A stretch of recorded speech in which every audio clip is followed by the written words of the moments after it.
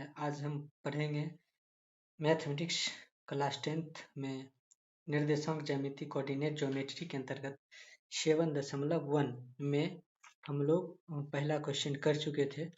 इसके बाद आज हम लोग दूसरा क्वेश्चन करेंगे, उसके बाद फिर हम लोग आगे बढ़ेंगे। तो दूसरा क्वेश्चन है, बिंदु 0, 0 और 36,15 के बीच दूरी ज्ञात कीजिए।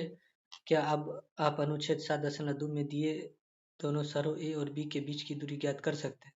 तो फिलहाल में हम लोग यहाँ से और यहाँ के बीच की दूरी ज्ञात करेंगे और इसको ए और ए बी मान लेंगे, ठीक है। तो यहाँ से हम लोग देखते हैं 2 नंबर क्वेश्चन। तो यहाँ पर इसको यदि ए मानेंगे और इसको बी मानेंगे तो ये दोनों के बीच की दूरी की कितना हो जाएगा। वैसे भी यहाँ पर हम लोग लिख चुके हैं ए बराबर 0, 0 तथा बी बराबर 36,15। तो इसको x1 y1, इसको x2 y2। तो यहाँ पर लिखेंगे ए बी के बीच की दूरी, ए बी के बीच की दूरी बराबर फॉर्मूला आ जाएगा x2 माइनस x1 का whole square plus y2 minus y1 का होल स्क्वायर, लेकिन ये रूट में रहेगा। तो x2 के यहाँ पर क्या कितना लिखें 36, 36 माइनस कितना करेंगे 0, 0 क्यों, क्योंकि x1 बराबर हमको 0 दिया गया है। इसके बाद y2 बराबर हमको 15 दिया गया और y1 बराबर हमको 0 दिया गया। तो यहाँ पर इसको करके स्क्वायर मारेंगे, उसके बाद 36 में 0 घटाएंगे और 15 में 0 घटाएंगे, होगा उतना ही। तो 36 का स्क्वायर हो जाएगा 1296 प्लस 15 का स्क्वायर हो जाएगा 225। इसको हम जोड़ देंगे तो इसका रूट में आ जाएगा 1521। तो 1521 का वर्गमूल कितना आ जाता है, आ जाएगा 39। इसका मतलब क्या, ए तथा बी के दोनों बीच के शहरों के बीच की दूरी कितना हो जाएगा 39 किलोमीटर। तो इस प्रकार से हम लोगों का दूसरा क्वेश्चन संपूर्ण हो। उसके बाद हम लोग तीसरा क्वेश्चन देखेंगे। कह रहा है निर्धारित कीजिए कि क्या बिंदु 1, 5, 2, 3 और तीसरा है -2 और -11 क्या संरेखी है, मतलब एक ही सीधा में है।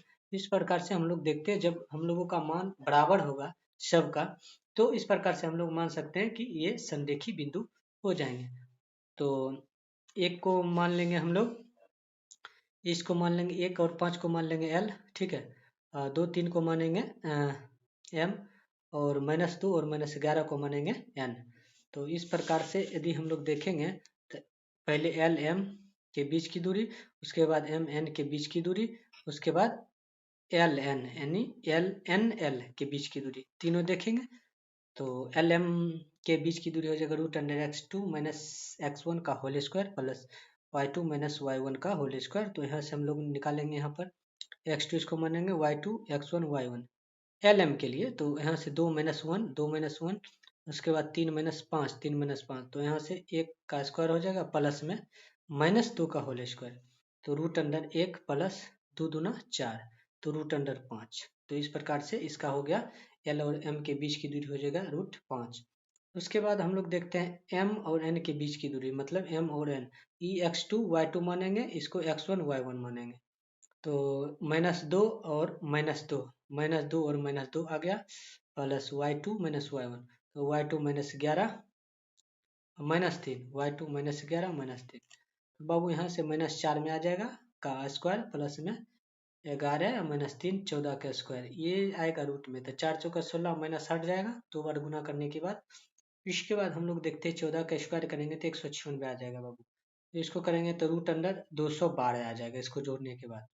तो इस प्रकार से हम लोग देखें एम एन के बीच की दूरी। इसके बाद हम लोग देखते हैं पुनः एन एल के बीच की दूरी, कितना देखेंगे एन एल के बीच की दूरी, कहाँ कितना देखेंगे एन एल के बीच की दूरी। तो एन एल के बीच की दूरी तो हम लोग यहाँ पर देख चुके थे, यहाँ पर हम लोग देख चुके थे एन और एल के बीच की दूरी। तो क्या मानेंगे, तो यहाँ से x1 कितना मान है 1, मतलब इसको x1 y1, इसको x2 y2,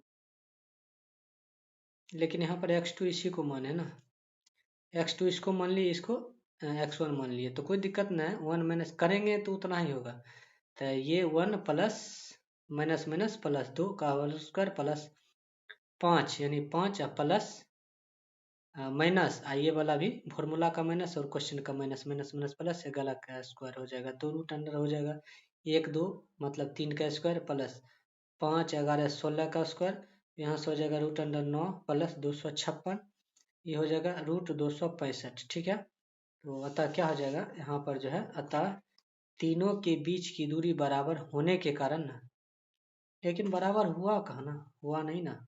एक का रूट 5, एक का 212 और एक का 265। तो हम लिखेंगे पुनः तीनों के बीच की दूरी बराबर नहीं होने के कारण, क्या लिखेंगे, नहीं होने के कारण ये संरेखी नहीं है। इस प्रकार से हम लोग 3 नंबर क्वेश्चन देख लिए हैं। और आप लोग इस संस्थान से जुड़ सकते हैं, माँ सरस्वती कोचिंग संस्थान सोनमा दुर्गा स्थान के निकट में है, गरपुरा बेगूसराय। और 7 to 10 and inter 8 BSEB CBSE board, मतलब ऑल सब्जेक्ट अवेलेबल है यहाँ पर, ठीक है। तो इसके बाद हम लोग देखते हैं अगला क्वेश्चन के रूप में 4 नंबर। यहाँ पर क्वेश्चन है, जांच कीजिए कि क्या बिंदु 5, 2, 6, 4 और 7, 2 एक समद्विबाहु त्रिभुज के शीर्ष है।